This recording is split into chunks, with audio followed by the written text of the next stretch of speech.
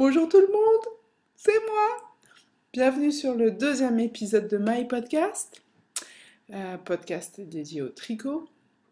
My Podcast, c'est mon podcast et c'est un podcast sur la maille. Vous l'aurez compris. Donc je m'appelle Laurence. Mon pseudo sur Ravelry c'est Lolacha et mon pseudo sur Instagram c'est Lolo Frisette. Lolo comme Laurence et Frisette comme mes cheveux. Lolo Frisette, ouais, je sais.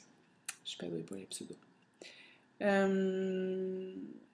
Vous pouvez retrouver ce podcast sur YouTube, sur My Podcast, M-A-I-2-L-E podcast, ou sur le blog où je mets toutes les notes de ce podcast et tous les liens vers les projets dont j'ai parlé ou les idées que j'ai données, et qui est sur mypodcasttoutattaché.blogspot.fr. Ok. Donc ça c'était pour la petite partie administrative, passons aux choses un peu plus sympas. Tout d'abord, les remerciements. Et oui. Alors, à chaque fois que j'écoute ou que je regarde un podcast, la fille remercie les gens qui l'écoutent et qui la regardent. À chaque fois, je me dis, ok, d'accord, oui, bien sûr. Mais je dois bien reconnaître que c'est vrai que c'est hyper sympa. Voilà. Parce que je me suis lancée un peu comme ça à l'improviste en me disant, et après tout, pourquoi pas moi? Et puis on se met quand même un petit peu à nu, hein, quand on parle toute seule devant son ordinateur pendant 45 minutes.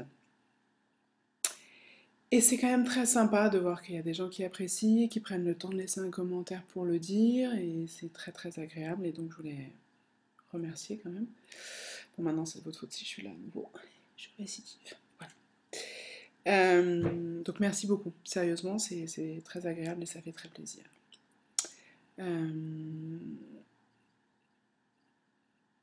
On commence. Je me suis fixé un super objectif de ne pas dépasser les 35 minutes parce que je pense qu'il faut rester sur un format qui permette de caser ça dans une journée qui est souvent assez remplie. Et je pense que 30-35 minutes, c'est un format assez sympa. Et puis, il ne faut pas non plus être trop bavard et trop raconter sa vie, n'est-ce pas, Laurence? Donc, on y va. Voilà. Donc, on va commencer par l'inspection des travaux finis. Ah non, si, j'ai un truc à dire.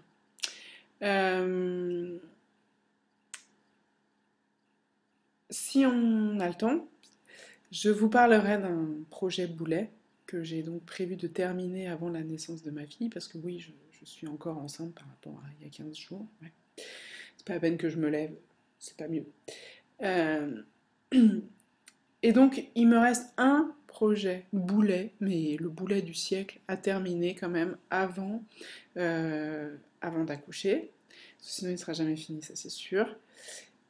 Et je voulais prévenir que certaines images peuvent choquer la sensibilité des plus jeunes. Et bah, je vous le dirai. Quand je serai sur le point de vous le mettre devant l'écran, je vous dirai fermez les yeux. Et puis je vous dirai après quand vous pourrez les rouvrir, parce que je vous assure, ça peut faire peur. Et je ne voudrais pas décourager euh, l'envie de certaines de se lancer dans le tricot avec ce genre d'image horrible. D'accord? Ok. Je vous assure, je vous assure. Bref, inspection des travaux finis. Inspection des travaux finis, c'est le segment, le chapitre dans lequel je parle de ce que j'ai fini. Donc ça va aller assez vite parce que je n'ai fini qu'une seule paire de chaussettes, ici présente, que vous aviez déjà vu quasiment terminer la dernière fois. Donc pas que je n'ai rien fait depuis, mais ça a bien avancé sur les projets à côté. Donc voilà une paire de chaussettes toute basique. Alors je n'ai pas de bloqueur de chaussettes. Parce que je ne bloque pas vraiment mes chaussettes. Je les lave, c'est tout. Mais c'est vrai que pour les présenter, c'est quand même plus sympa que ça. Donc peut-être que je vais investir. Et puis bon, c'est mon anniversaire demain. Oui. Alors j'ai hésité à m'offrir des bloqueurs de chaussettes pour mon anniversaire. Et puis je me suis dit non, quand même, tu vaux mieux que ça, non, quand même. Des bloqueurs de chaussettes en plastique. Voilà. Bon, bref. Revenons à nos moutons. Des chaussettes, toutes basiques, toutes simples, mais quand même super jolies. Et donc, la dernière fois, je n'avais que le tube, et là, comme vous voyez, il y a un talon qui est apparu. Et donc, ce talon, c'est un afterthought heel, un talon qu'on fait après coup. Donc, si je vous la remets, voilà, ouais, comme ça, c'est pas mal. La dernière fois, vous aviez ça, ok? Et donc, comme vous pouvez le voir, il n'y a aucune aucune modification dans l'alignement des raies, des rayures. Et donc la chaussette, elle est parfaite malgré le talon. Si vous faites un talon au fur et à mesure, quelle que soit la méthode, vous allez avoir un moment où vous allez être obligé d'augmenter un côté pour créer le volume du talon, et forcément vos rayures vont raccourcir, et c'est moins joli. Donc la façon de le faire, c'est de le faire après. Et donc voilà, on fait un talon comme on fait les orteils, c'est exactement pareil d'ailleurs si vous la voyez comme ça. Tac, des deux côtés, vous savez même pas quel est le talon de l'orteil. Voilà. Et donc sur l'arrière, si je vous remets la chaussette en position, là c'est pas parfait du tout, vous voyez qu'il y a l'alignement des raies qui est un petit peu mis à mal, mais c'est pas non plus dramatique de mon point de vue, hein, parce que moi mes chaussettes je les mets dans mes chaussures. Si. Et donc j'estime que si les raies sont un peu chamboulées sur le talon, c'est pas dramatique. Je sais qu'il y a des ayatollahs de la chaussette, mais c'est pas mon cas. Je suis pas du tout une ayatollah de la chaussette. Donc juste pour vous dire que j'ai pas triché, il y en a bien deux. Je manie toujours vachement bien la caméra. Il y en a bien deux, les couleurs sont assez fidèles. J'ai fait attention. Vous avez le plus beau mur de ma maison derrière moi, hyper décoré, pas trop chargé. Mais bon, c'est moins sympa, mais au moins les couleurs sont fidèles. Donc ouais, les deux chaussettes sont finies. Ok.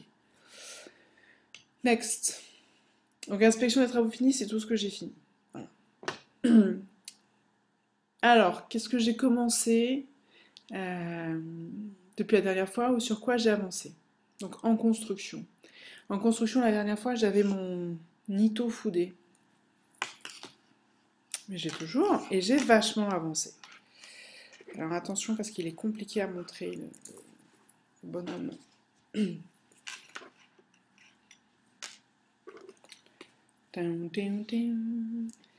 Donc la dernière fois, c'était il y a 2 semaines, je pense que j'avais une bande d'à peu près 10-15 cm. Je l'ai mis trop bien. Voilà, ça ressemble à ça à peu près. Voilà. Alors c'est un peu compliqué. Là, vous avez l'encolure. Ça, c'est l'encolure. Ok? Donc ça va derrière le cou. Donc là, vous avez une manche. Et vous en avez une autre de l'autre côté ici, je vous assure. Ouais, je vous assure. Voilà. Donc vous voyez, c'est une pièce d'un tenant qui a été pliée en deux et cousue pour faire les manches. Et après, on défait le montage provisoire et on descend. Voilà. Et donc j'ai fait à peu près 2 graphiques, 2 diagrammes. Ça va pas beaucoup vous parler, mais il me reste un sacré morceau à faire. Voilà le Ito Fude. Alors je voudrais vraiment remercier celle qui m'a encouragée à continuer en me disant qu'elle l'avait déjà fait. Elle se reconnaîtra sûrement, elle habite en région toulousaine, je crois.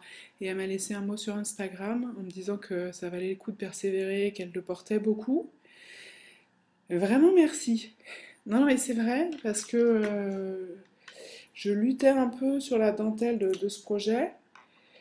Alors il paraît que c'est très simple comme motif. Moi, il m'a fallu quand même un certain temps avant de le mémoriser et d'être à l'aise avec. Mais maintenant que j'ai passé ce cap-là, c'est vrai qu'il est super agréable à bosser. C'est vrai que les rangs le motif est suffisamment répété pour qu'on se le mette facilement en tête ou assez rapidement en tête.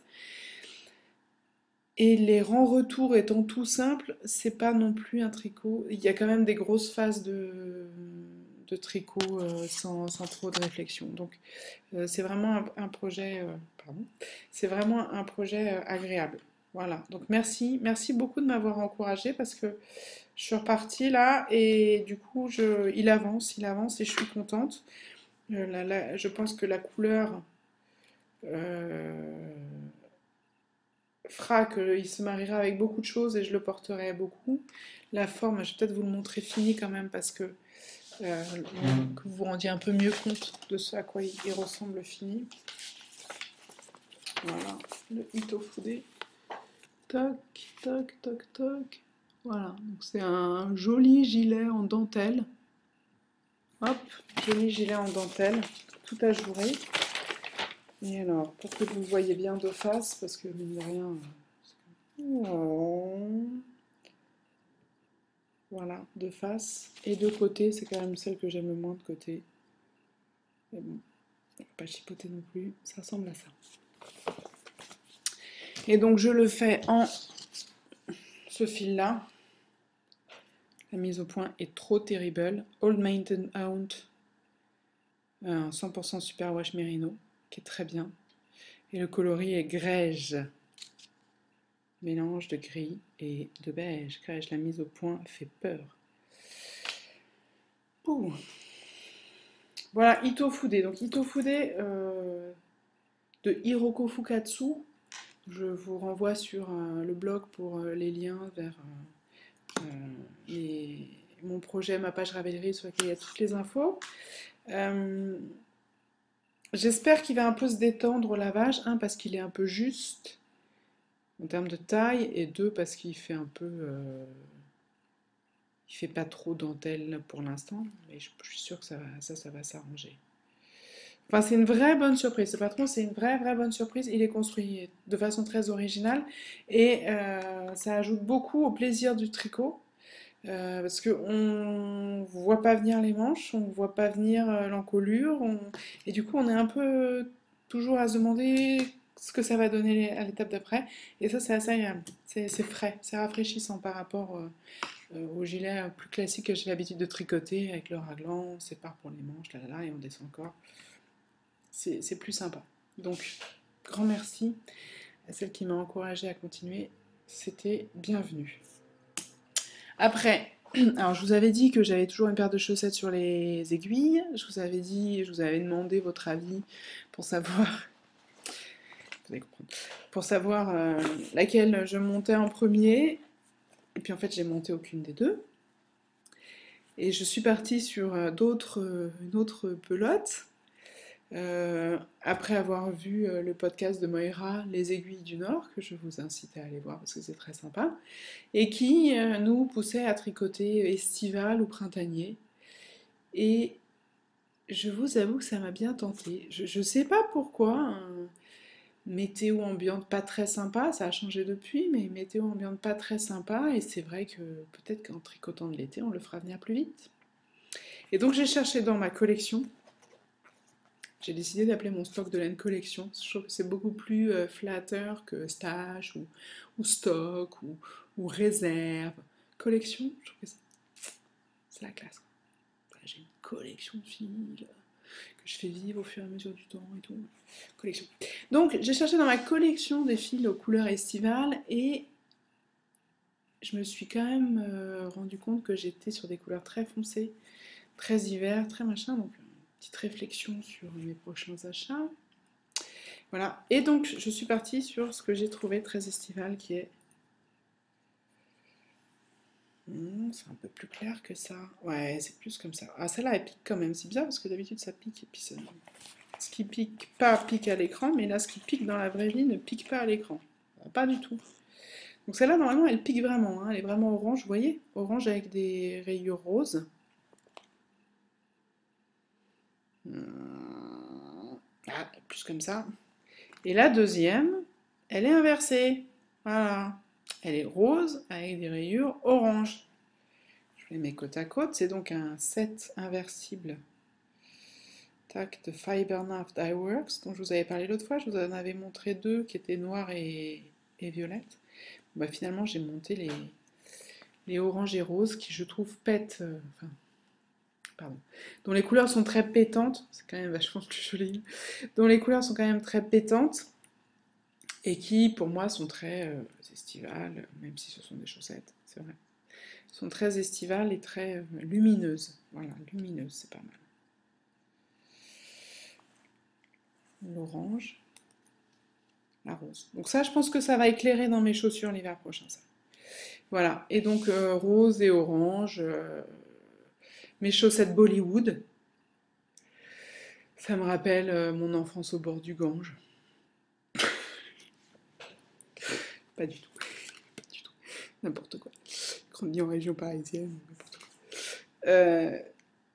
Voilà, mais c'est fun, voilà, c'est fun, c'est coloré, voilà, ça change. Donc j'ai bien avancé les deux. J'ai bien avancé les deux. Et donc mon objectif c'est d'avoir... J'ai 4 paires d'aiguilles en 2,25. Je tricote mes aiguilles en 2,25. Ah oui, alors il faut que je précise mes aiguilles. Merci maman. Donc je tricote mes aiguilles en 2,25. Je ne vous dirai pas sur quoi je tricote le Itufude parce que je ne le vois pas d'ici. 3,5 je crois. Mais tout ça est sur ma page Ravelry et sur la page de mes projets, n'hésitez pas. Et donc comme j'ai 4 paires, 4 paires d'aiguilles en 2,25, j'aurai donc 4 paires de chaussettes, 4 chaussettes en cours en même temps, et donc les prochaines devraient être, sauf changement d'avis de dernière minute, ce qui n'arrive jamais, mais au cas où. Pareil, fil autorayant, un mélange de gris, de rose, de bordeaux profond. Et ça, c'est une fille qui est sur Etsy, une anglaise, qui s'appelle Fab Funky Fibers. Toc. Fab Funky Fibers. Sur Etsy. Et donc, c'est du 75% mérino, 25% nylon. Très, très classique. Et puis, celle que je vous avais déjà montrée la dernière fois, Sunset Stitches, coloris Erebor, qui est du gris avec du noir et du vert, que j'aime beaucoup. Ça, c'est pour les prochaines chaussettes. Mais là, j'avance un peu trop vite. On en est toujours au chantier. Alors, chantier, je vous en l'avais montré à l'état de pelote. Vous vous souvenez de ça? Ce joli rose poudré pour faire une brassière pour ma petite fille en construction. Et bien, ça a donné ça. Tadam! Tadam, tadam. Et là, vous vous dites, mais ça finit qu'un bras? Non. Non, non. J'ai vu à l'échographie, on en a bien deux. Hein. C'est juste qu'il n'est pas fini. Ne vous inquiétez pas, il y en aura deux. La prochaine fois, normalement, vous le verrez terminé. Voilà. Donc une petite brassière, brassière non, gilet plutôt, avec des jolies côtes, pardon, des jolies côtes pour faire, pour faire le raglan et le long de l'ouverture centrale. De même dans le dos. Tac, les côtes pour les torsades, pardon, j'ai dit côtes. Les torsades pour faire l'encolure et le raglan. Voilà. Et puis, ce que moi j'aime beaucoup, je vous avais dit que je ferais, la petite bordure en picot sur les manches et en bas du gilet. Et on a dit en bas du gilet, qui je trouve lui donne un petit côté féminin sympathique. Voilà. Et les torsades, je les ai faites pleines et non pas ajourées comme le préconisait le patron. Voilà. Très mimi. Alors, c'est bizarre comme quand on galère une première fois sur un patron, qu'on le trouve assez compliqué, tout ça, tout ça. Quand on le refait une deuxième fois, bizarrement, ça va beaucoup plus vite, c'est beaucoup plus facile et c'est beaucoup plus simple. Donc voilà, très bien. Moi, j'aime beaucoup. Bon, là, j'aime beaucoup le patron, le fil est très très doux, c'est un vrai bonheur. Donc, sans grande surprise, c'est un vrai bonheur parce qu'il y a 81% de mérinos, 9% de cachemire et 10% de nylon. Ça s'appelle Handmade in Casbah. Trop bien la mise au point, trop bien. Donc évidemment, quand il y a du mérinos et du cachemire, c'est une tuerie. Bon, pour la couleur par contre, qui est relativement fidèle ici, c'est rose, hein, on est d'accord, c'est très bien pour une petite fille, c'est un rose assez neutre, donc qui ira, je pense, avec pas mal de petits bas ou de petits hauts. Par contre, je trouve ça je trouve qu'il tire un peu trop sur le jaune en ce qui me concerne. Voilà. Ceci dit, je suis très contente, il est très bien. Donc, Handmade in Casbah, coloris rose. Rose. Voilà. Et je crois que c'est tout. Ah oui, non, le dernier que je vous montre, mais je vous l'avais déjà montré la dernière fois, c'est juste pour... Parce que c'est quand même vachement mieux. Et après, j'arrête de dire vachement. C'est quand même vachement mieux avec des boutons.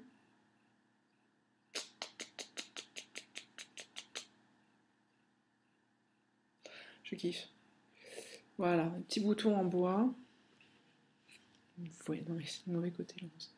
Petit bouton en bois, tout simple, comme ça, que j'ai trouvé. Alors,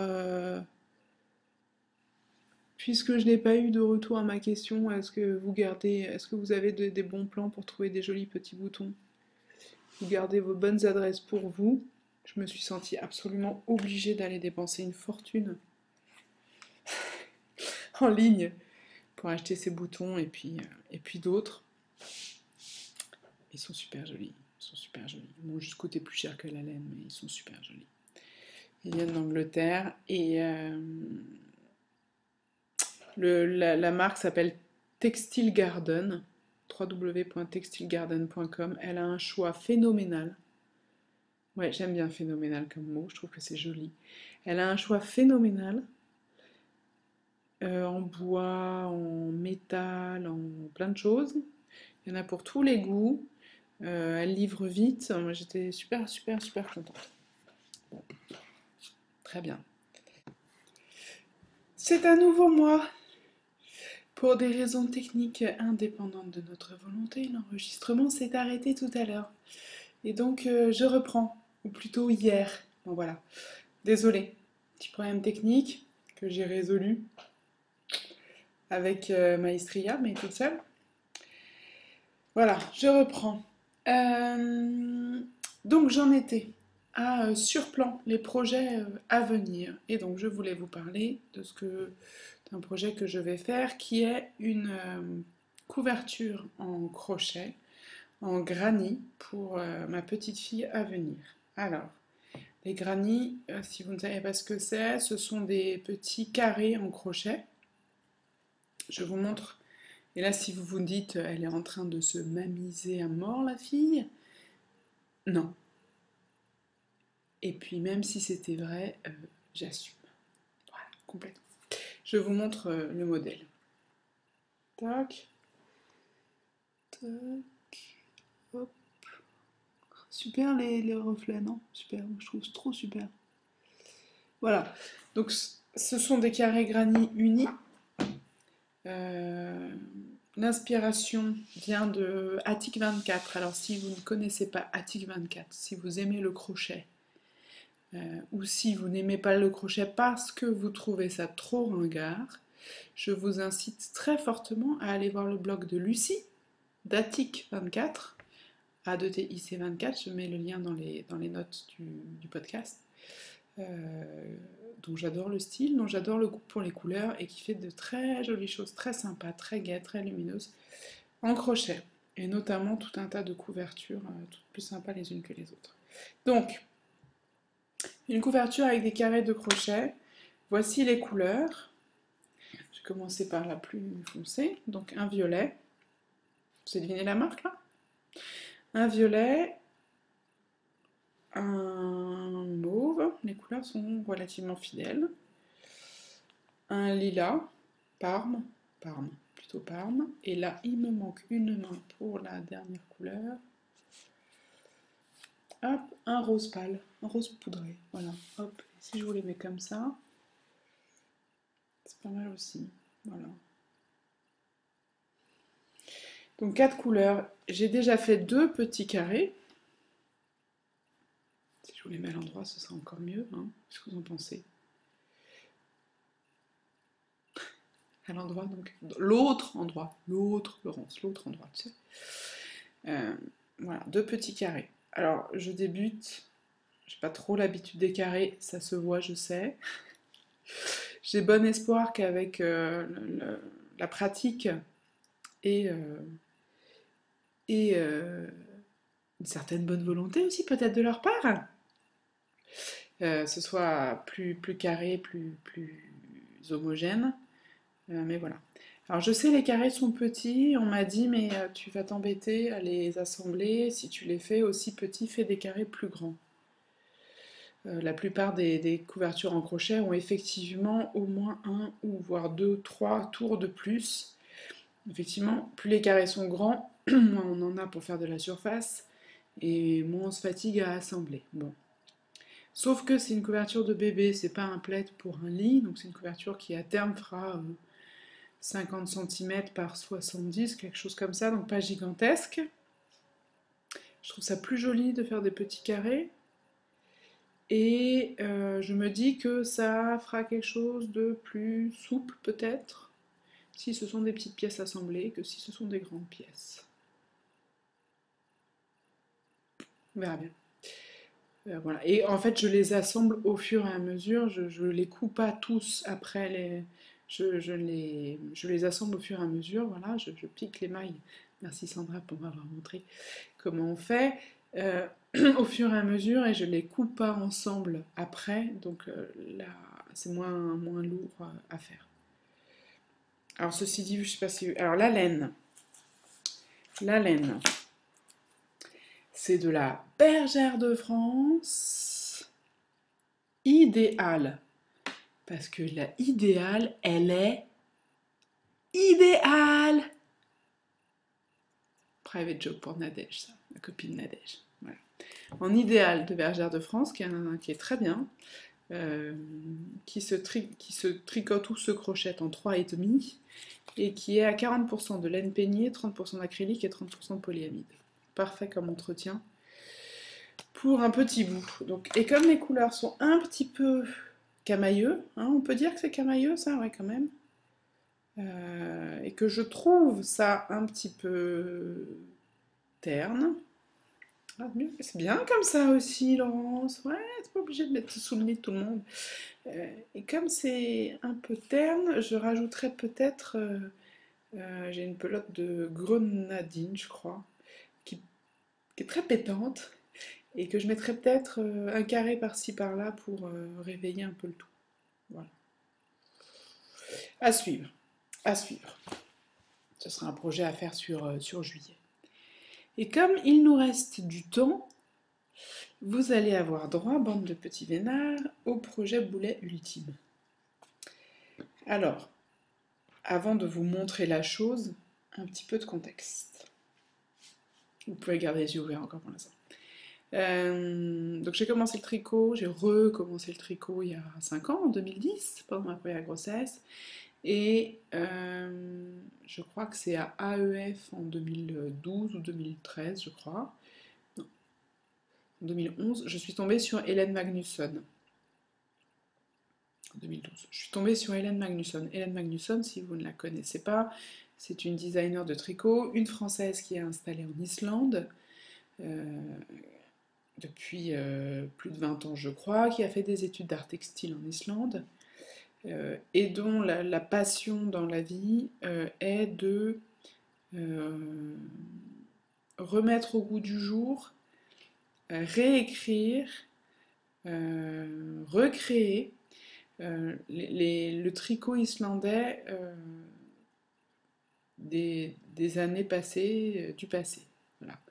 Euh, vous connaissez peut-être les pulls islandais qu'on appelle traditionnels, qui sont tricotés dans le fil islandais typique qui s'appelle la letlopi, avec du jacquard sur le devant, très classique. Ceci dit, ça s'est apparu assez récemment, dans les années 50-60, je crois, en Islande, mais le vrai tricot islandais est beaucoup plus riche que ça, et notamment a une tradition de dentelle islandaise très forte.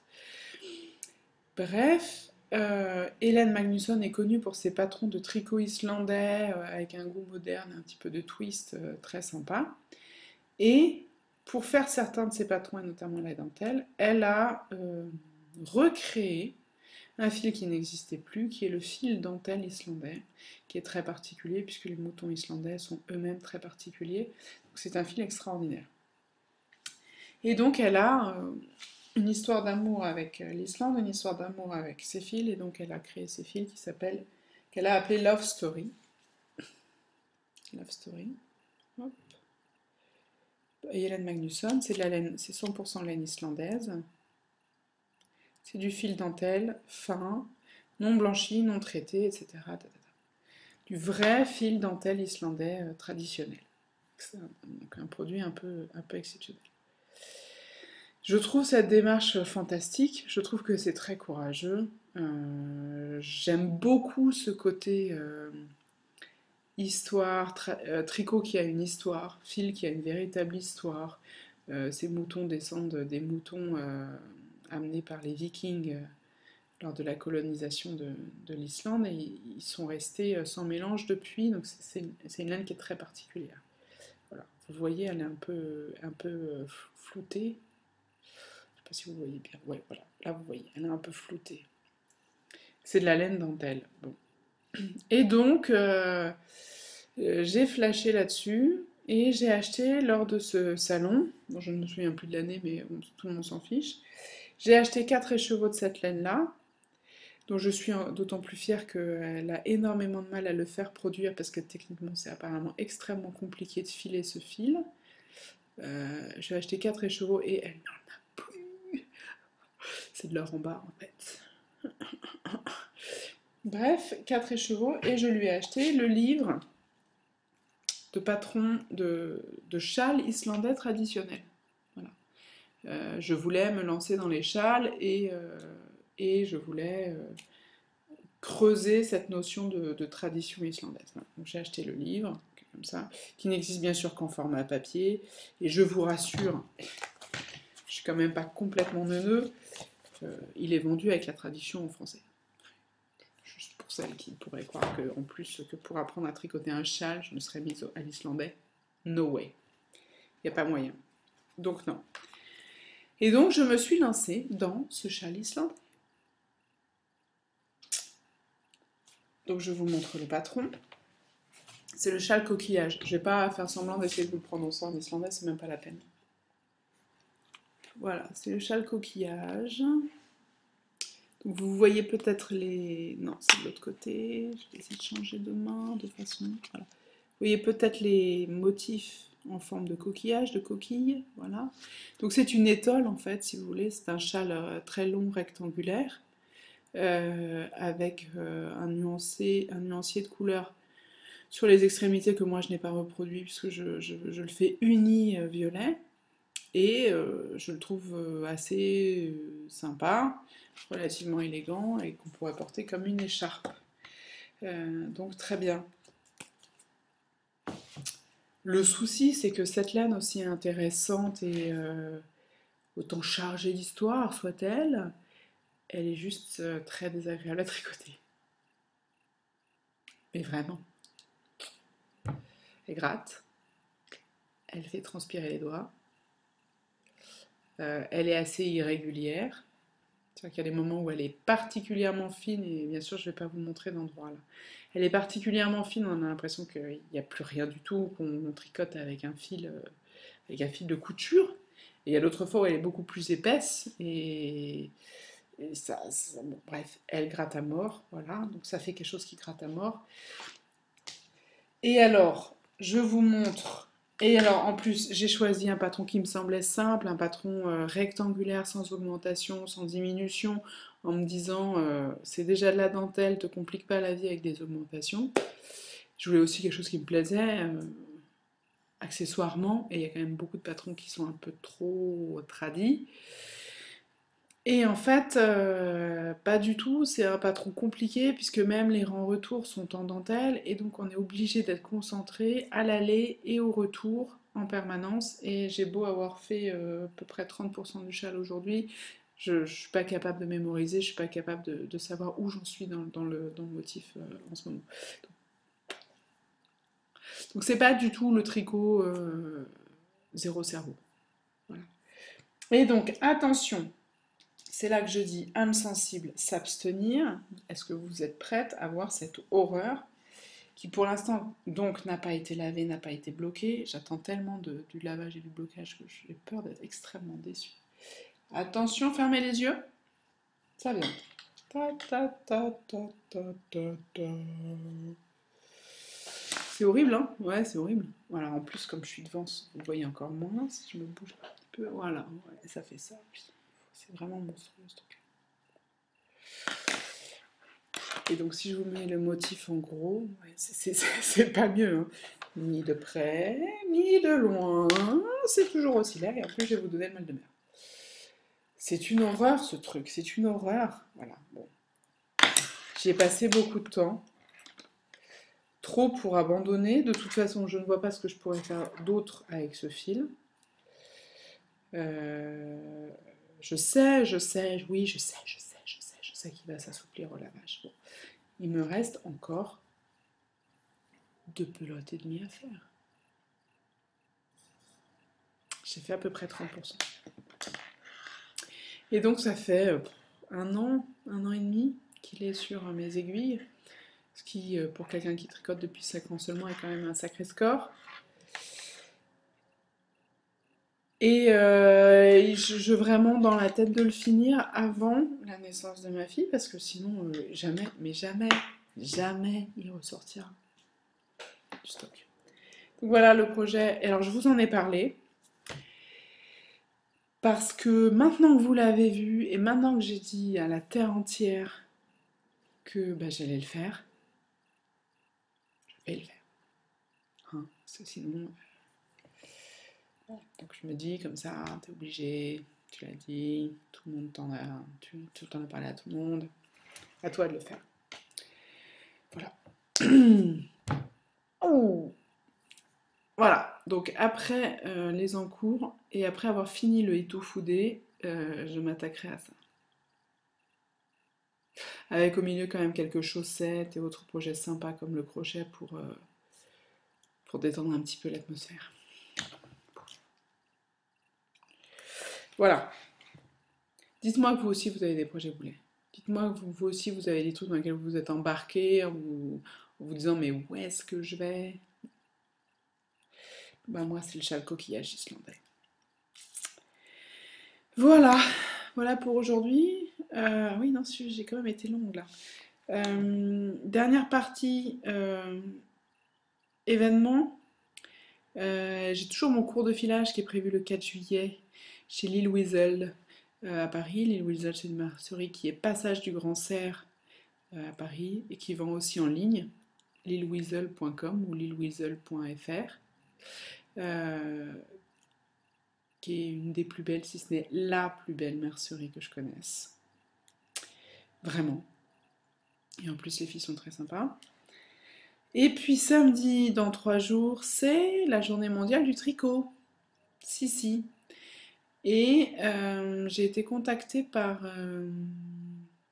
un monsieur qui organise quelque chose à Paris. Je vais vous mettre le lien, c'est www.zig-zag.com et qui organise un rassemblement de tricoteuses dans un jardin parisien. Moi je pense que ça peut être super sympa. Malheureusement je suis un peu limitée dans mes déplacements, il faut que je bouge moins.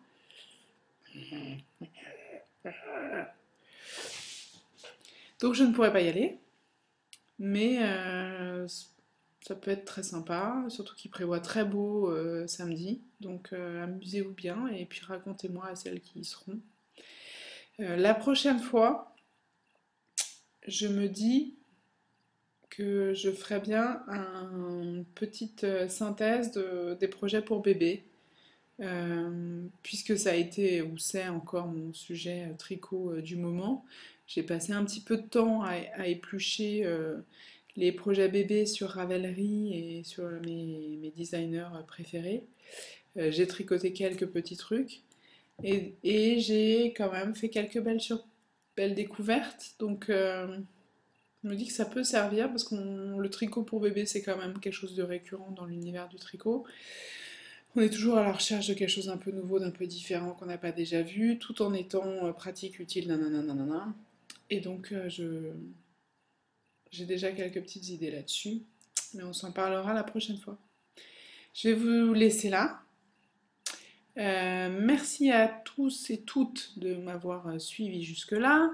Je vous rappelle que je m'appelle Lola Chat sur Ravelry. Lolo Frisette sur Instagram. Vous pouvez regarder les vidéos sur YouTube, vous abonner à ma chaîne si vous avez envie d'être informé très vite de la mise en ligne des vidéos. Et toutes les notes sont sur le blog qui s'appelle mypodcast, tout attaché, .blogspot.fr. Et sur ce, je vous dis à très bientôt. Bisous, salut.